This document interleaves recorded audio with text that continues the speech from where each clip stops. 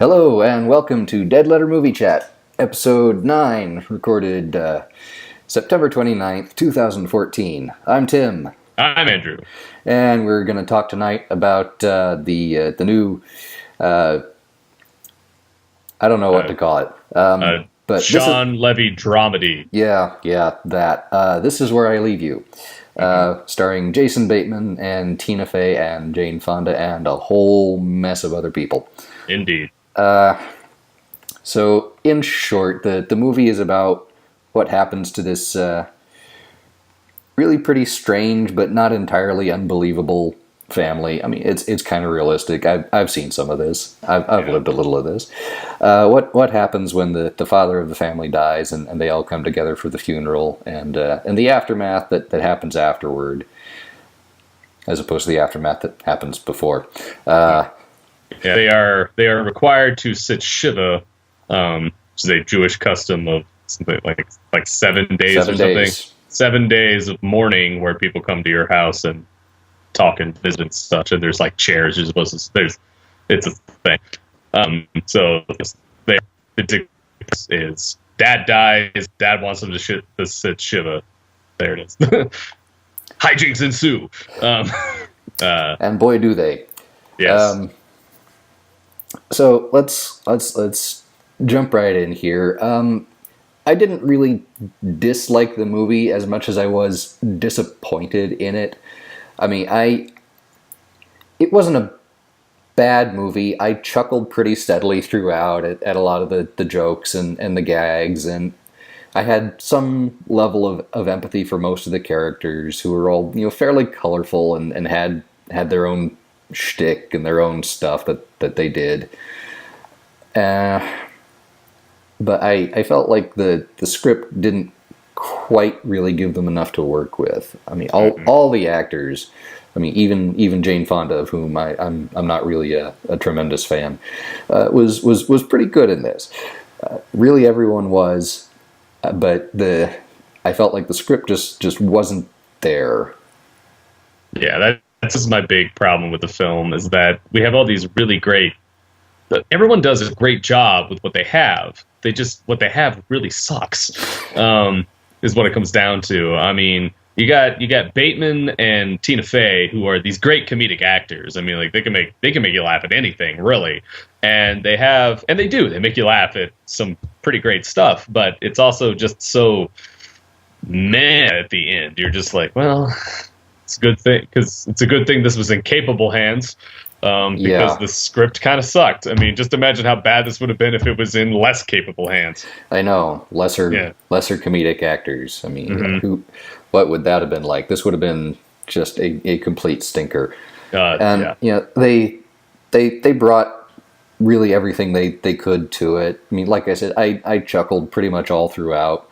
But I didn't have a whole lot of real laugh out loud moments. Mm-hmm. So I'm not sure this movie was quite sure what it wanted to be. It felt like it should have been, a pretty solid dramedy, but yeah, like you mentioned earlier, when we were discussing before, that it got sitcom-y in places, a lot more so in some places. Yeah, it really did. I don't know. So I was disappointed. I felt like this could have been so much more of a movie than it ended up being. Mm-hmm. I mean, part of that, I suppose, is the expectation that I imposed going in.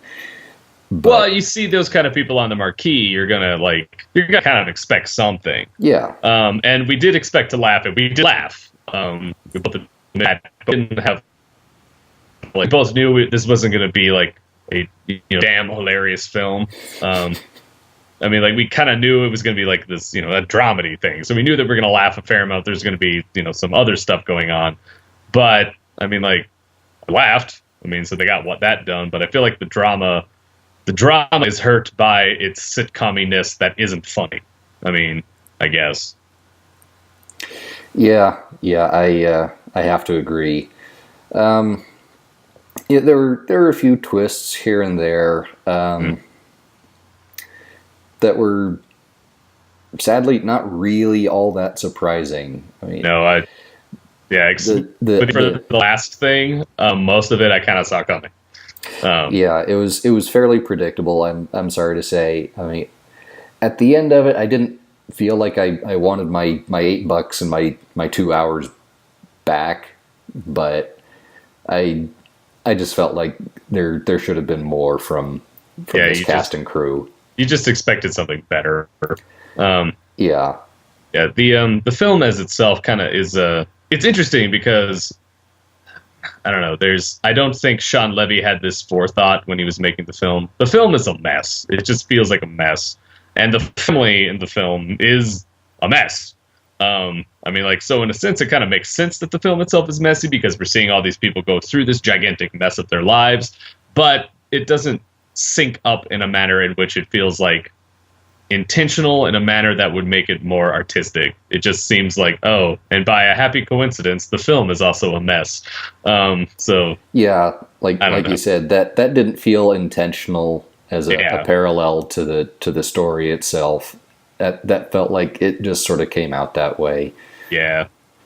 Man, I don't know. A little thing I did find this is more of a film trivia thing than any kind of remark on this film. In the book that this is based off of, the family has a different name. I think it's Foxman. In this, they're changed to the Altmans, which put Robert Altman in my head as I was watching the movie. He was just, I had seen so many of his movies. And there's a lot of things there's a lot of parallels between his work and this film. Like, there's a huge cast, and that's usually a cliche of his. Another big cliche well, I shouldn't say cliche, but another trademark of his is everyone talking at once, and there's a lot of that in this. And that's not like he's not like the person to have ever done that. He's just the guy who put everybody so that you could do it better. And it felt a lot like a movie he did with I think it was his largest cast. There's this movie called A Wedding, which was about this wedding that kind of goes to hell. And so this. And it's not that either. It also kind of has, I mean, Altman didn't really work with a script, so to say it had script problems would really... That's a little disingenuous. It's a little disingenuous, but it had a similar problem. It just felt messy. It didn't quite all get together. Everyone does a great job in that, too. It kind of is like the funeral version of that movie, if you ever decide to spend 2 hours watching the train wreck that is Robert Altman's A Wedding. It's a beautiful masterpiece of a train wreck, but yeah. This, on the other hand, was not as much a masterpiece. I mean, it like you said, it felt very much like a sitcom. There was certainly some improv and a little bit of back and forth and things that were not in the script that the actors were given that made it onto the page, but so much of it felt artificial, like they were working within the strains of a 2 or 3 camera sitcom with no fourth wall. Mm-hmm. There's a studio audience, and working within that framework. Yeah, and all of those limits and boundaries, except for being R-rated. And there's also like that last scene with Rose Byrne feels like you could have replaced her with Molly Ringwald. It just felt like this total John Hughes scene. Yeah, it was like very John Hughes, like has been done in 100 other silly, not the least bit serious kind of movies since. I mean, when John Hughes made comedies like that, I mean, at least those were touching moments with the characters. Still. Yeah, they were new then. They were new, but now it's tired. It is. I mean, everybody does it, and it's played for laughs. It's like, it's so cliche, haha. And there are some moments where it seems like they are kind of making fun of that, like oh, this is so cliche, haha. But it just doesn't. It feels. I think you said it feels artificial. Like, It doesn't really like. Yeah, they didn't really ever break the fourth wall. That would have felt really, really weird in this movie. They didn't really quite poke at it either, but there were moments where it felt like they were almost glancing at the camera. Mm-hmm. And kind of like mugging, like whatever. Yeah. So there was definitely some of that. So overall, I mean, we first talked about this a little bit yesterday, and I think I said at the time that I felt it was kind of a B+. The more I think about it, and having slept on it since then, Yeah, I'm inclined to downgrade that a bit. This is a bit more of a B minus.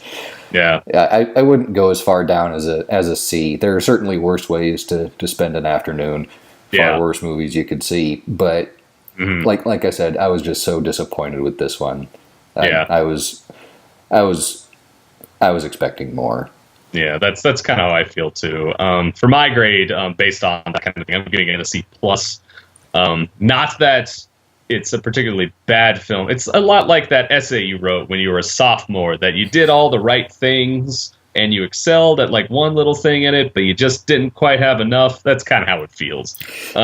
Yeah, I feel like there's more in this movie that can be explored and could be done better, but that all rests entirely in its script. I think the direction is fine. I think the performances are great. Like everything else about the movie is actually quite good. It's just that it just goes to show kids that you can't make a good movie out of a bad script. You can't do it. You can make a bad movie out of a good script real easily, but it doesn't work the other way. I am going to take it as a challenge to come up with a counterexample because there are good directors who have worked with crummy material and turned out decent films. I'm sure, but I can't think of one Decent is offhand. not necessarily good.